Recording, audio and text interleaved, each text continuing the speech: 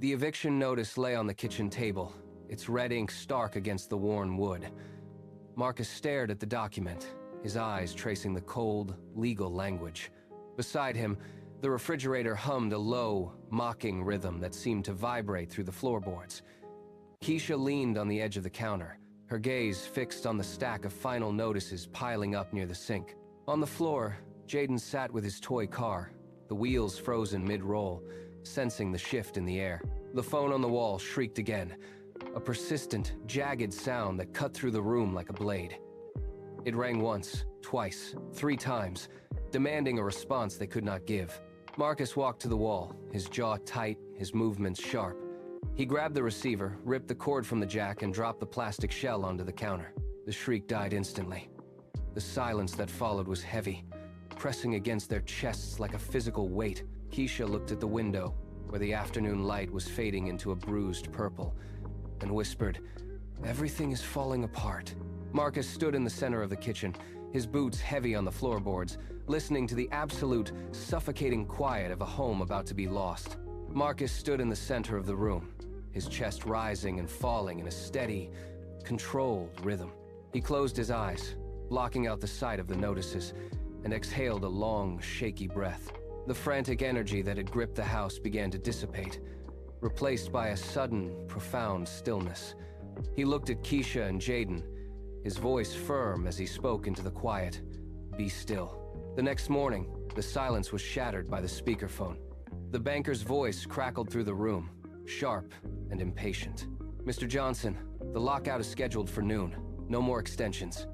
Marcus hung up the device, his fingers digging into the back of a chair until his knuckles ached. Keisha walked over, her movements deliberate and calm. She placed her hand over his, her touch grounding him. "God said, be still," she repeated, her eyes locked on his. Marcus looked at the front door, then back at his wife, and slowly released his grip on the chair. That night, the family gathered in the living room. They sat in a circle on the rug. Marcus knelt, his knees pressing into the carpet. Across town, the air in the glass-walled office remained sterile and cold. A man leaned back in his leather chair, his eyes fixed on a glowing monitor that displayed the foreclosure status of the Johnson property.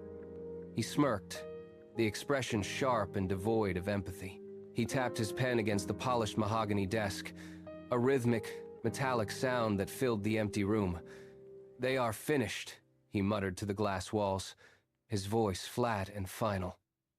He clicked a button, finalizing the digital paperwork that would strip the family of their home. He did not look out the window. Meanwhile, in the living room across town, the atmosphere held a different weight. The house remained quiet, yet the air felt thick with a strange, immovable calm. Jaden watched his mother fold laundry, her movements rhythmic and steady, lacking any trace of the frantic energy from the previous days. The notices continued to arrive in the mailbox, piling up like dry leaves, but they no longer dictated the rhythm of the household. The man in the office continued to stare at his screen, while the family sat in the center of their home in prayer as the Holy Spirit led, anchored by a quiet, unshakable resolve. The phone rang, cutting through the silence like a blade.